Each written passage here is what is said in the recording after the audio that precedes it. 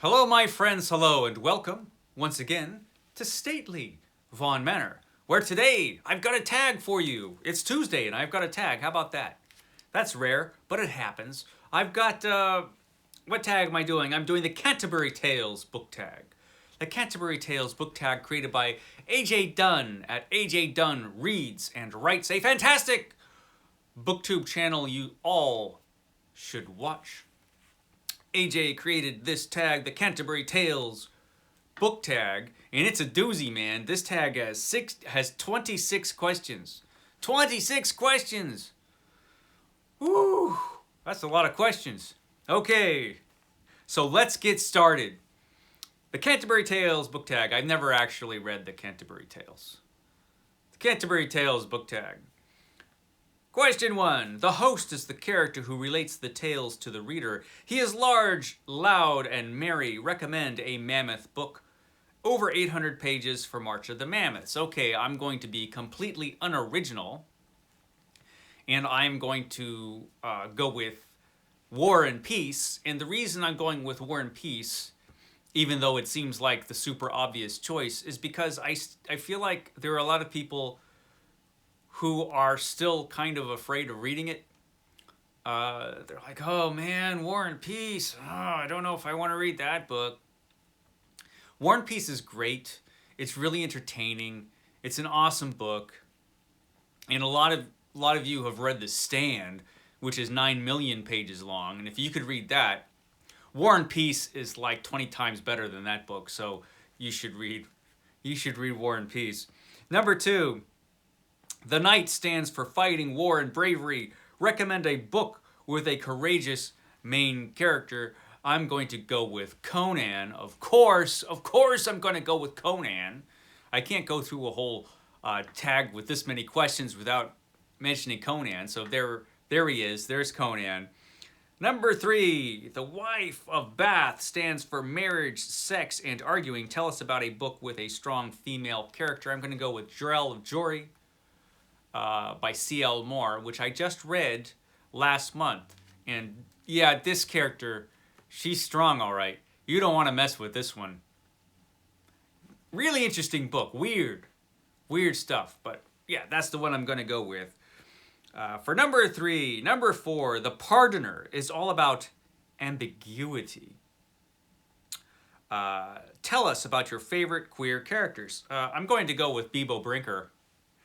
Because, I like the pulpy stuff. And Bebo's a great character, actually. From the Bebo Brinker series, also known as the Bebo Brinker Chronicles, a series of lesbian pulp novels that came out in the 50s. And it's really interesting. It's a really interesting series because it's really, really pulpy, all of the stories. Occasionally over the top, and yet it also gives you a really interesting look into queer life back in the 50s, when things were very, very different. So it's interesting. It's entertaining. So yeah, I'm going to go with Bebo, of course. Where was I? Number 5. The Miller is bold, blasphemous, and overturns conventions. Who is your favorite naughty character? My favorite naughty character is, of course, Dorian Gray from the picture of Dorian Gray. It has to be Dorian. Dorian's so naughty. He's always doing naughty things, that Dorian. He's my favorite naughty character, so that's easy. Okay, the Prioress is modest, quiet, and compassionate. Recommend a book you don't hear much about on BookTube. I'm going to go with The Rim of Morning by William Sloane. I don't hear about that book ever on BookTube, and it's really, really good. This book is actually 2 horror novels written by William Sloane that were combined into one book because he only wrote these 2, from what I understand, back in the 30s. I think both of them were written in the 30s. And they're really good. Really, it's cosmic fiction, but it's different than Lovecraft's cosmic fiction. And it has some really creepy creepy passages in it, and they're odd, and it's good stuff. It's good, weird, cosmic horror that is different. So, yeah, I recommend that book. That's a good one. What question am I on? Okay, I'm on number 8. The Friar is all about confession. Confess to us. Have you read the Bible, Torah, Quran, or other religious texts all the way through? No, I read a good chunk of the Bible, but I never read it all the way through. It's not my favorite ancient book. None of those are my favorite ancient books. I am not religious at all, so I have no religious reason to read them. So no, I would much rather read Herodotus or Thucydides or something like that if I'm going to read ancient stuff. Okay, where am I at? Number 9, the summoner is lecherous and a drunk who tries to sound more educated than he is. Tell us about a book that sounded better than it was. I'm just going to go with The Stand for this one because it sounds like it should be great, The Stand. You know, if you just hear the basic idea of The Stand, it sounds like, oh man, this is going to be awesome. And a lot of it is pretty good, but a lot of it is crap. So, you know, you've got a really mixed bag with The Stand. It's not all bad, but there's a lot of bad in there. And it's just yeah, The Stand should be better than it is if you just go by, you know, the basic idea of the thing. I'm going to go with that one. Okay, where am I at? Okay, I'm at The Parson, number 10. The Parson is poor but rich in thought and deeds. Tell us about a book that gave you more than you expected. I'm going to go with Brian Lumley's Necroscope, which I read when I was younger and didn't appreciate. But when I read it again, I expected it to just be kind of a super cheesy vampire novel. And it is kind of that. But there's a lot of craziness in Necroscope. I mean, this book has all kinds of stuff in it. It's not just a vampire novel. There's all kinds of other stuff going on in Necroscope.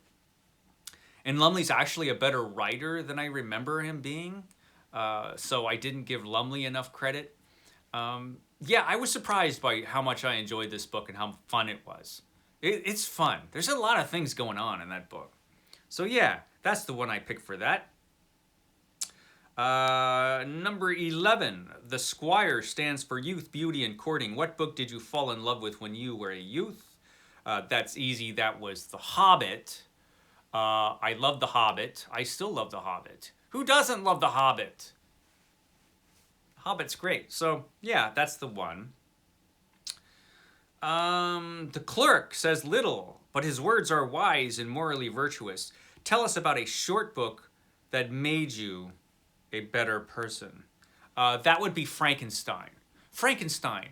It's short, and it taught me that if I were to ever create a monster, to treat it nicely, to be good to the monster, you know? Be kind to whatever creatures you create so they do not become, you know, rampaging, murderous, bitter beasts who slaughter children and stuff like that. You know, because Frankenstein monster, basically a good person, but, you know, because of Frankenstein being a real dick and, you know, neglecting his monster and casting his monster out and, you know, neglecting all his responsibilities towards his monster, you know, it basically became a monster. So, yeah, Frankenstein, it made me more responsible, I think, you know, for whatever creatures I might invent. Yeah, that was the one. That made me better. Okay, let's see. The Man of Law upholds justice and knows the laws by heart. What book could you not imagine rereading? That would be The Bridges of Madison County. I can't imagine rereading that book. I think I'd rather jump off a bridge in Madison County than read that book. Okay, again. Okay. The Manciple. The Manciple provides the food. Recommend a series that you think is good from the first book to the last. I'm going to go with Edgar Rice Burroughs' Mars series or the Barsoom series. That is one of his science fiction series that was good from beginning to end. At least all the stuff that he wrote. In the last book, which was published which was a posthumously published book, it has one novella in there that he wrote, novelette, which was good. And then there was another story in there that was written by his son, which was not good. But everything he wrote in that series was good. The quality really held up in that series. So the Mars or Barsoom series by Edgar Rice Burroughs. Okay, what am I at? I'm at The Merchant. The Merchant deals in furs and cloth and is powerful and wealthy. Recommend a book with a powerful message or theme. I'm going to go with any book about the shadow, any shadow novel. The weed of crime bears bitter fruit. Crime does not pay. The shadow knows. Shadow knows, man. Crime doesn't pay. Okay, that was my answer for that. Okay, the shipman is a wine-stealing rascal. Tell us about a side character who steals the spotlight. I'm going to go with Woola from The Princess of Mars by Edgar Rice Burroughs from the Mars series. Woola, man, the Martian dog, Woola, steals the show whenever Woola's around. I like Woola. Okay. The Physician. This is number 17. The physician knows what ails you and can cure us. Tell us about a book you consider a comfort read. I'm going to go with Mythology by Edith Hamilton. This is a comfort read for me. That's the one.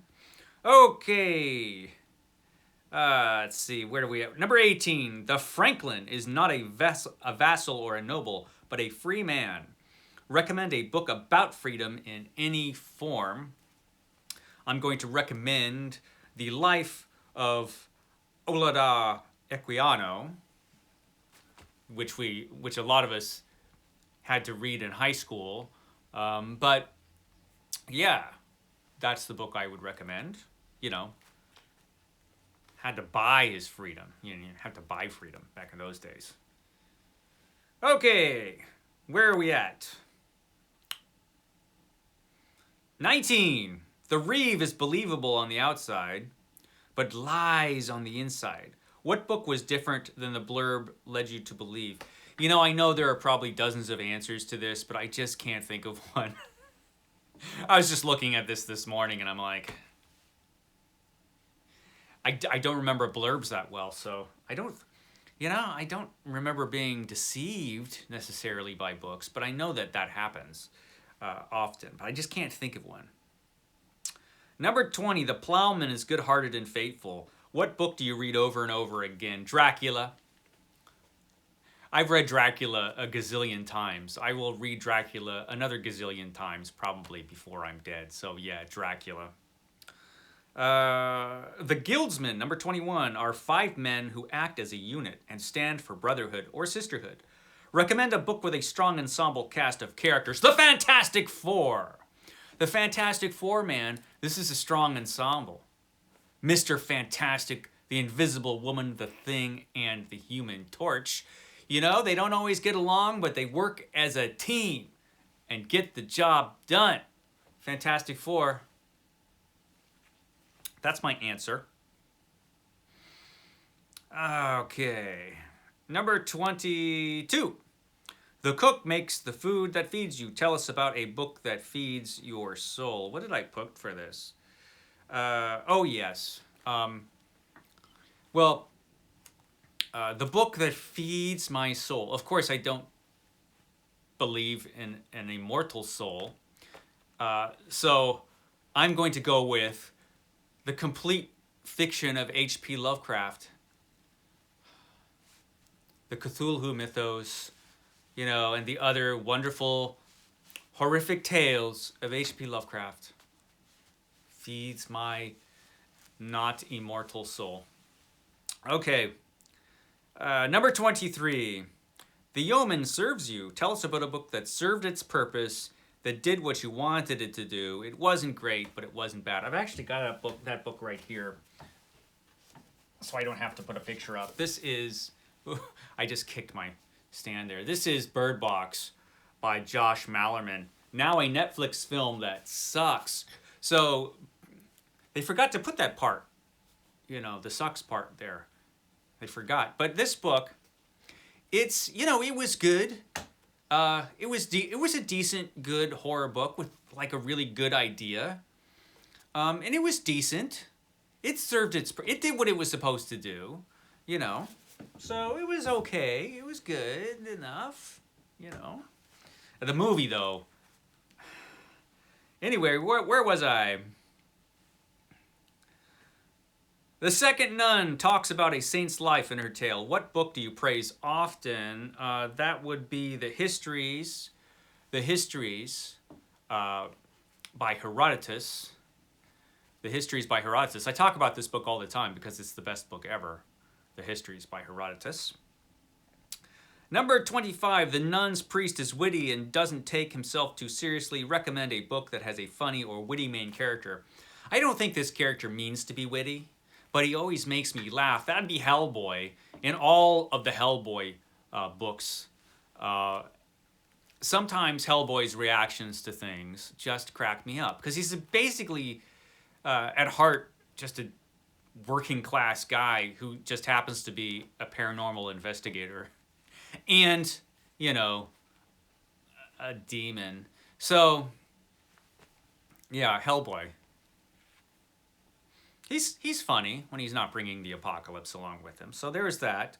And 26, tag some BookTube pilgrims. Who should I tag? I'm going to tag, of course, David Wiley. I feel like this is a tag made for David. I think he would have an answer for all 26 questions. Man, that's a lot of questions. I think he would have an answer for all of those. So I'm just going to tag David Wiley. I'll tag David. I'll also tag Vin at Revenant Reads, although I don't know that he's going to have time to do this tag. But I will tag Vin at Revenant Reads, because there's another guy, I think, who could really come up with some answers for this. I think that's all I'm going to tag for this tag. It's a good one. It was long, but it was really good. So the Canterbury Tales tag, thank you again to the fantastic AJ Dunn, one of the greatest BookTube channels ever. Thank you, AJ, for tagging me, and thank you for watching. Catch me tomorrow for Comic Book Wednesday if you like comic books. Otherwise, catch me on Thursday for the books that time forgot. Okay, guys, I will catch you next time.